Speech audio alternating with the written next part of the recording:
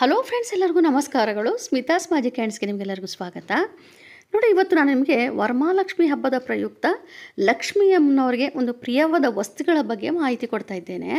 ಇನ್ನೇನು ನಮಗೆ 24ನೇ ತಾರೀಕೊಂದು ಗುರುಪುಷ್ಯಾಮೃತ ಯೋಗ ಕೂಡ ಇದೆ, ಅಮಾವಾಸ್ಯೆ ದಿವಸ. ಅಂದಿನ ದಿವಸ ನೀವು ಅಮ್ಮನವ್ರಿಗೆ ಇಷ್ಟವಾದ ಒಂದು ವಸ್ತುಗಳನ್ನು ಕೂಡ ತೆಗೆದುಕೋಬೋದು. ಹಾಗೆಯೇ ನಿಮಗೆ ಮತ್ತೊಂದು ಮಾಹಿತಿ, ತುಂಬ ಜನ ಕೇಳ್ತಾರೆ ನಾವು ಮತ್ತೆ ಮತ್ತೆ ತೆಗೆದುಕೋಬೇಕಾ ಅಂತೇಳಿ. ಖಂಡಿತವಾಗ್ಲೂ ಇಲ್ಲ. ನಿಮ್ಮ ಹತ್ರ ಈಗಾಗಲೇ ಆಲ್ರೆಡಿ ಎಲ್ಲ ವಸ್ತುಗಳು ಇದೆ ಅಂತಂದರೆ ನೀವು ಅದನ್ನೇ ಶುದ್ಧಿ ಮಾಡಿಕೊಂಡು ಪ್ರತಿಯೊಂದು ಹಬ್ಬಗಳಲ್ಲಿ, ಪೂಜೆಗಳಲ್ಲಿ, ವ್ರತಗಳಲ್ಲಿ ಅದನ್ನು ನೀವು ಉಪಯೋಗಿಸ್ಕೋಬೋದು. ಒಂದು ಪಕ್ಷದ ಹಾಳಾಗಿದ್ದಲ್ಲಿ ಅದನ್ನು ನೀರಿಗೆ ಆದಷ್ಟು ವಿಸರ್ಜನೆ ಮಾಡಿ ನಂತರದಲ್ಲಿ ಮತ್ತೊಮ್ಮೆ ನೀವು ಆ ವಸ್ತುಗಳನ್ನು ಖರೀದಿ ಮಾಡ್ಬೋದು. ಆದಷ್ಟು ಈ ವಸ್ತುಗಳು ಹಾಳಾಗೋದೇ ಇಲ್ಲ, ಅಷ್ಟು ಚೆನ್ನಾಗಿರ್ತವೆ. ಹಾಗೆಯೇ ಇವತ್ತಿನ ಫಸ್ಟು ಯಾವುದಪ್ಪ ಅಂತಂದರೆ, ಅಮ್ಮನವ್ರಿಗೆ ಪ್ರಿಯವಾದ ವಸ್ತು ಅಂತಂದರೆ ಶಂಕು ಎಷ್ಟು ಮಟ್ಟಿಗೆ ತಗೋಬೇಕು, ಎಷ್ಟು ವಸ್ತುಗಳನ್ನು ತೆಗೆದುಕೋಬೇಕು ಅಂತಲೂ ಕೂಡ ನಾನು ನಿಮಗೆ ತಿಳಿಸ್ಕೊಡ್ತಾ ಹೋಗ್ತೇನೆ. ತುಂಬ ಜನ ಕೇಳ್ತಾ ಇರ್ತೀರಿ ಎಷ್ಟೆಷ್ಟು ವಸ್ತುಗಳನ್ನು, ಅಂದರೆ ಎಷ್ಟೆಷ್ಟು ಪ್ರಮಾಣದಲ್ಲಿ ನಾವು ತೆಗೆದುಕೋಬೇಕು ಅಂತ ಹೇಳಿ. ಹಾಗಾಗಿ ಇವತ್ತು ಅರ್ಚನೆಗೆ ಅಂದರೆ 108 ತೆಗೆದುಕೋಬೇಕಾಗುತ್ತದೆ. ಆಮೇಲೆ ಎಲ್ಲ ವಸ್ತುಗಳು ಕೂಡ 8 ತೆಗೆದುಕೋಬೇಕು ಆ ಥರ ಇರೋದಿಲ್ಲ, 1, 2 ಈ ಥರನೂ ಕೂಡ ನಾವು ತೆಗೆದುಕೋಬೇಕಾಗುತ್ತದೆ. ಹಾಗಾಗಿ ಮೊದಲು ನಾನು ನಿಮಗೆ ಶಂಕು ಬಗ್ಗೆ ಮಾಹಿತಿ ಕೊಡ್ತಾ ಇದ್ದೇನೆ. ಶಂಕು ಏನಪ್ಪ ಅಂತಂದರೆ 8 ಒಂದು ವಸ್ತುಗಳನ್ನು ತೆಗೆದುಕೊಂಡ್ರೆ ಸಾಕು. ಆಮೇಲೆ ಮತ್ತೊಂದು ಏನಪ್ಪ ಅಂತಂದರೆ, ನೀವು ಈಗ ಬೇರೆ ಪೂಜೆಗಳಿಗೂ ಈಗ ಒಂದು ಸಂಕಲ್ಪ ಮಾಡ್ಕೊಂಡು ಒಂದು ಬಟ್ಟೆಯಲ್ಲಿ ಕಟ್ಟಿಟ್ಟಿರ್ತೀರಿ, ಮತ್ತು ಅದನ್ನು ಉಪಯೋಗಿಸೋದಕ್ಕೆ ಬರೋದಿಲ್ಲ ಅಂತಂದರೆ ಕಟ್ಟಿಟ್ಟಿರ್ತೀರಲ್ಲ, ಮತ್ತು ಅದನ್ನು ತೆಗೆದು ನೀವು ಮತ್ತೆ ಪ್ರಿಯವಾದ ವಸ್ತುಗಳ ಜೊತೆ ಇಡೋದಕ್ಕೆ ಬರೋದಿಲ್ಲ. ಹಾಗಾಗಿ ಅದಕ್ಕೆ ಅಂತಲೇ ಬೇರೆ ತೆಗೆದುಕೊಳ್ಳಿ. ಈಗ ನೀವು ದಿನನಿತ್ಯ ಅಥವಾ ಲಕ್ಷ್ಮೀ ಪೂಜೆ ಮಾಡುವಂಥ ಸಂದರ್ಭದಲ್ಲಿ ಇಡೋದಕ್ಕೆ ಅಂತಲೇ ನೀವು ಬೇರೆಯೇ ತೆಗೆದುಕೊಂಬಂದು ಇಟ್ಕೊಂಡ್ರೆ ಒಳ್ಳೆಯದು. ಹಾಗಾಗಿ ಶಂಕು 8 ತೆಗೆದುಕೊಳ್ಳಿ. ಆಮೇಲೆ ಮೋತಿ ಶಂಕು ಅಂತ ಬರುತ್ತೆ. ಅದರಲ್ಲಿ ಶಂಕು ಅಂತಂದರೆ ನಿಮಗೆ ಆ ಚಿತ್ರಗಳು ಹಾಕ್ತಾ ಹೋಗ್ತೇನೆ. ಆಮೇಲೆ ಅದರಲ್ಲಿ ಮೋತಿ ಶಂಕು ಅಂತ ಬರುತ್ತೆ. ಅದು ಏನಪ್ಪ ಅಂತಂದರೆ 1 ಅಥವಾ 2 ತೆಗೆದುಕೊಳ್ಳಿ. ಆಮೇಲೆ ನೀವು ಏನೇ ತೆಗೆದುಕೊಂಡ್ರೂ ಕೂಡ ತುಂಬ ದೊಡ್ಡದಾಗಿ ತೆಗೆದುಕೊಳ್ಳೋಕೆ ಹೋಗಬೇಡಿ. ಆದಷ್ಟು ಪುಟ್ಟದಾಗಿದ್ದರೆ ತುಂಬಾ ಒಳ್ಳೆಯದು. ನಂತರದಲ್ಲಿ ನೋಡಿ, ಶ್ರೀಫಲ ಇದಂತೂ ನೀವು ತೆಗೆದುಕೊಂಡ್ರೆ ತುಂಬ ಅಂದರೆ ತುಂಬಾ ಒಳ್ಳೆಯದು. ಶ್ರೀಫಲ ಏನಪ್ಪ ಅಂತಂದರೆ, ಅದು ತುಂಬ ಜನ ಕೇಳ್ತಾರೆ, ಅದು ತೆಂಗಿನ ಮರದಲ್ಲಿ ಸಿಗುತ್ತಲ್ಲ ಪುಟ್ಟ ಕಾಯಿ, ಅದು ಅಂದ್ಕೊಳ್ತಾರೆ. ಅದಲ್ಲ, ಇದು ಸಮುದ್ರದ ದಡದಲ್ಲಿ ಸಿಗುವಂಥ ಒಂದು ಮರದಲ್ಲಿ ಸಿಗುವಂಥ ಶ್ರೀಫಲ. ಇದು ಪುಟ್ಟ ತೆಂಗಿನಕಾಯಿ ಇರುತ್ತೆ, ತುಂಬ ಚಿಕ್ಕದಾಗಿರುತ್ತೆ. ಸೇಮ್ ಈಗ ಒಣಗಿದ ತೆಂಗಿನಕಾಯಿ ಯಾವ ಬಣ್ಣ ಇರುತ್ತೋ ಅದೇ ಬಣ್ಣದಲ್ಲೇ ಇರುತ್ತೆ. ಇದು ಕೂಡ ಅದರ ಪುಟ್ಟದಾಗಿರುತ್ತೆ. ಇದು ನೀವು 1 ಅಥವಾ 2 ಇಟ್ಕೊಂಡ್ರೆ ಅಷ್ಟೇ ಸಾಕು, ಹೆಚ್ಚಿನ ಮಟ್ಟದಲ್ಲಿ ಬೇಡ.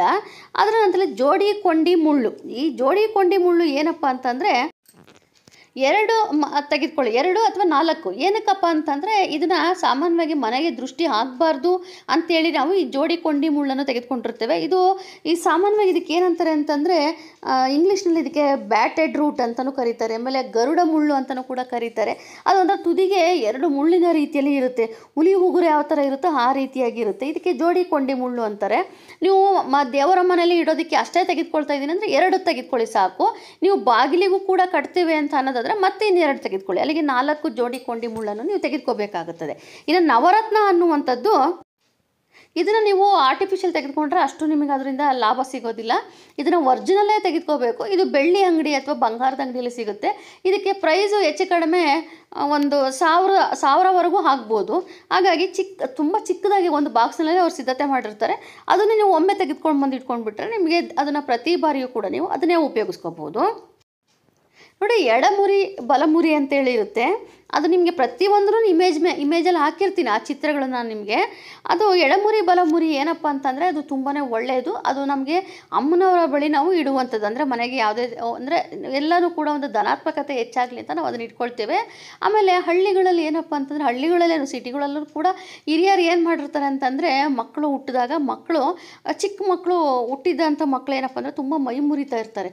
ಆ ಮೈ ಮುರಿಬಾರ್ದು ಅಂತೇಳಿ ಆ ಎಡಮುರಿ ಬಲಮುರಿ ಏನಿರುತ್ತೋ ಅದನ್ನು ತೊಟ್ಲಿಗೆ ಒಂದು ಬಟ್ಟೆಲಿ ಸುತ್ತಿ ಕಟ್ಟಿರ್ತಾರೆ. ಅದು ನಿಮಗೆ ಗೊತ್ತಿರ್ಬೋದು, ಕೆಲವೊಬ್ಬರಿಗೆ ಗೊತ್ತಿರುತ್ತೆ ಅದು ಆ ಥರದ್ದು. ಹಂಗಾಗಿ ಅದು ದೃಷ್ಟಿ ಆಗಬಾರ್ದು ಅನ್ನೋ ಒಂದು ದೃಷ್ಟಿಯಲ್ಲಿ ನಾವು ಅದನ್ನು ಮನೆಯಲ್ಲಿ ದೇವರ ಮುಂದೆ ಇಟ್ಟು ಪೂಜೆ ಮಾಡ್ತೇವೆ. ಇನ್ನು ಏಕಾಕ್ಷಿ ನಾರಿಯಲ್, ಇದು ಅಷ್ಟೇನೆ, 1 ತೆಗೆದುಕೊಂಡ್ರೆ ಸಾಕು. ಮೇಲ್ಭಾಗದಲ್ಲಿ ನಾವು ಈಗ ಇದು ತೆಂಗಿನಕಾಯಿ ಸಿಪ್ಪೆ ಸುಲಿದಾಗ ಒಳಭಾಗ ಹೆಂಗಿರುತ್ತೋ ಆ ಥರ ಕಾಣಿಸ್ತಾ ಇರುತ್ತೆ. ಆದರೆ ಅದರೊಳಗೆ ಪುಟ್ಟದಾದ ಕಾಯಿ ಇರುತ್ತೆ, ಅದಕ್ಕೆ ಒಂದೇ ಕಣ್ಣಿರುತ್ತೆ. ಹಾಗಾಗಿ ಅದನ್ನು ಏಕಾಕ್ಷಿ ನಾರಿಯಲ್ ಅಂತಾರೆ. ಅದನ್ನು 1 ನೀವು ತೆಗೆದುಕೊಂಡು ಬಂದು ಇಟ್ಕೊಂಡ್ರೆ ಅಷ್ಟೇ ಸಾಕು. ಮತ್ತೊಂದು ಕಪ್ಪು ಅರಿಶಿಣ, ಇದು ಅಷ್ಟೇನೆ ಮನೆಗೆ ದೃಷ್ಟಿ ಆಗಬಾರ್ದು ಅಂತೇಳಿ ನಾವು ತಂದು ಇಟ್ಕೊಂಡಿರ್ತೀವಿ. 1 ಪೀಸು ಅಥವಾ 2 ಪೀಸ್ ಇದ್ದರೆ ಅಷ್ಟೇ ಸಾಕು, ಹೆಚ್ಚಿನ ಮಟ್ಟದಲ್ಲಿ ಬೇಡ. ಅದೇ ರೀತಿಯೇ ಹಳದಿ ಅರಿಶಿಣ, ಅದಂತೂ ನಿಮಗೆ ಗೊತ್ತಿರುವಂಥದ್ದೇ, ಪ್ರತಿಯೊಂದು ಪೂಜೆಗಳಲ್ಲೂ ಕೂಡ ನಾವು ಅದನ್ನು ಉಪಯೋಗಿಸ್ಕೊಳ್ತಾ ಇರ್ತೇವೆ. ಈಗ ನಾವು ಪೂಜೆಯಲ್ಲಿ ನಾವು ಕಳಸಕ್ಕೆ ಹಾಕುವುದಕ್ಕೆ ಮಾಂಗಲ್ಯ ಸಿದ್ಧತೆ ಮಾಡ್ಕೊಳ್ತೇವೆ, ಅದೇ ಪೂಜೆ ಸಂದರ್ಭದಲ್ಲಿ ನಾವು ಮಡ್ಲಕ್ಕಿ ಇಡೋದಕ್ಕೆ ಉಪಯೋಗಿಸ್ಕೊಳ್ತೇವೆ. ಹೀಗೆ ನಾವು ಅರಿಶಿಣವನ್ನು ತುಂಬ ರೀತಿಯಲ್ಲಿ ನಾವು ಬಳಕೆ ಮಾಡ್ತೇವೆ. ಹಾಗಾಗಿ ಕಪ್ಪು ಅರಿಶಿಣ ಮತ್ತು ಹಳದಿ ಅರಿಶಿಣ ಇವೆರಡನ್ನೂ ಕೂಡ 1 ಅಥವಾ 2 ಅಥವಾ ಹಳದಿ ಅರಿಶಿಣ ಹೆಚ್ಚಿನ ಮಟ್ಟದಲ್ಲಿ ತೆಗೆದಿಟ್ಕೊಳ್ಳಿ. ಕಪ್ಪು ಅರಿಶಿಣ 1 ಅಥವಾ 2 ಪೀಸ್ ಇದ್ದರೆ ಅಷ್ಟೇ ಸಾಕು.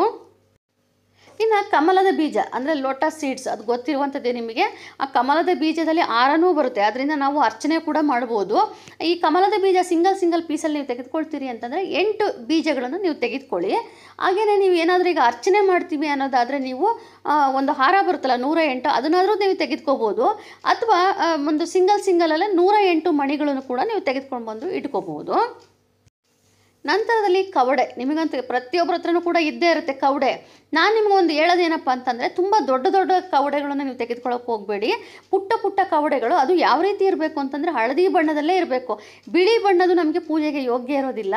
ಅಕಸ್ಮಾತಾಗಿ ನಿಮ್ಮಲ್ಲಿ ಬಿಳಿ ಬಣ್ಣದಿದೆ ಅಂತ ಅನ್ನೋದಾದರೆ ಅದಕ್ಕೆ ನೀವು ಏನು ಮಾಡಿ ಅಂದರೆ ಅರಿಶಿಣ ಹಚ್ಚಿ ಇಡ್ಬೋದು. ಆದರೆ ಅಂಗಡಿಗಳೆಲ್ಲ ಸಿಗುತ್ತೆ, ಹಳದಿ ಕವಡೆ ಕೊಡಿ ಅಂದರೆ ಕೊಡ್ತಾರೆ, ಅದು ನೀವು 8 ತೆಗೆದುಕೊಳ್ಳಿ. ಈಗ ಅಮ್ಮನವರು ನೀವು ಅರ್ಚನೆ ಮಾಡ್ತೀನಿ ಅನ್ನೋದಾದರೆ 108 ಕವಡೆಗಳನ್ನು ನೀವು ತೆಗೆದುಕೊಳ್ಳೋದು ಒಳ್ಳೆಯದು.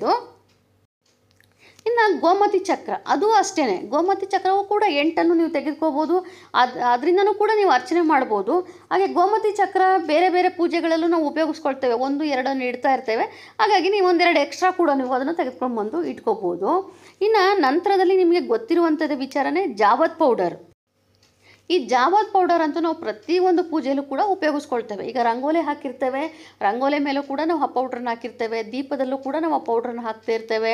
ಹಾಗೆಯೇ ನಾವು ಒಂದು ಕಳಸದೊಳಗೂ ಕೂಡ ಹಾಕ್ತಾ ಇರ್ತೇವೆ. ಜಾವತ್ ಪೌಡರ್ ಅಂತೂ ಎಲ್ಲ ಕಡೆ ಸಿಗುತ್ತೆ. ನೀವು ಅದು ಬಾಟ್ಲೇ ತೆಗೆದುಕೋಬೇಕು ಅಂತೇನಿಲ್ಲ, ಮೊದಲೆಲ್ಲ ಬಾಟ್ಲು ಬರ್ತಾಯಿತ್ತು, ಪುಟ್ಟ ಬಾಟ್ಲು, ಈಗಲೂ ಬರುತ್ತೆ. ಆದರೆ ಈಗ ನಮಗೆ ಲೂಸೇ ಸಿಗುತ್ತೆ, ನಮಗೆ ಗ್ರಾಮ್ ಲೆಕ್ಕದಲ್ಲಿ. ಅಷ್ಟು ನೀವು ಹೆಚ್ಚಿನ ಮಟ್ಟದಲ್ಲೇ ಕೂಡ ನೀವು ತೆಗೆದುಕೊಂಡು ಬಂದು ಇಟ್ಕೊಂಡ್ರೆ ಅದೇ ನಿಮಗೆ ವೇಸ್ಟ್ ಆಗೋದಿಲ್ಲ, ಎಲ್ಲದಕ್ಕೂ ಕೂಡ ನಿಮಗೆ ಅದು ಉಪಯೋಗವಾಗುತ್ತದೆ. ಅದರ ಜೊತೆಯಲ್ಲಿ ನಮಗೆ ಪಚ್ಚಕರ್ಪೂರನೂ ಅಷ್ಟೇ, ಪ್ರತಿಯೊಂದಕ್ಕೂ ನಾವು ಉಪಯೋಗಿಸ್ಕೊಳ್ತೇವೆ. ರಂಗೋಲಿ ಮೇಲೆ ಹಾಕೋದಕ್ಕೆ, ಕಳಸದೊಳಗೆ ಹಾಕೋದಕ್ಕೆ, ಪೂಜೆಯಲ್ಲಿ ಇಡೋದಕ್ಕೆ ಎಲ್ಲದಕ್ಕೂ ಕೂಡ ಉಪಯೋಗಿಸ್ಕೊಳ್ತೇವೆ. ಅದು ಕೂಡ ಬಾಕ್ಸ್ ಬರುತ್ತೆ, ಅದನ್ನು ಕೂಡ ನೀವು ತೆಗೆದುಕೊಂಡು ಬಂದು ಇಟ್ಕೋಬೋದು. ಅದರ ನಂತರದಲ್ಲಿ ನಿಮಗೆ ಗೊರಂಚನ್ನು, ಮೊನ್ನೆ ನಿಮಗೆ ವರಮಹಾಲಕ್ಷ್ಮಿ ಹಬ್ಬದ ಪೂರ್ವ ಸಿದ್ಧತೆ ಒಳಗೆ ಇದ್ರ ಬಗ್ಗೆ ಎಲ್ಲ ಮಾಹಿತಿ ಕೊಟ್ಟಿದ್ದೇನೆ. ಗೊರಂಚನ್ನು ಅಷ್ಟೇ, ಒಂಥರ ಸಾಸಿವೆ ಕಾಳಿನ ಬಣ್ಣದಲ್ಲಿ, ಸಾಸಿವೆ ಕಾಳಿನ ರೀತಿಯಲ್ಲಿ ಹಳದಿ ಬಣ್ಣ, ಕೇಸರಿ ಬಣ್ಣದಲ್ಲಿ ಇರುತ್ತೆ.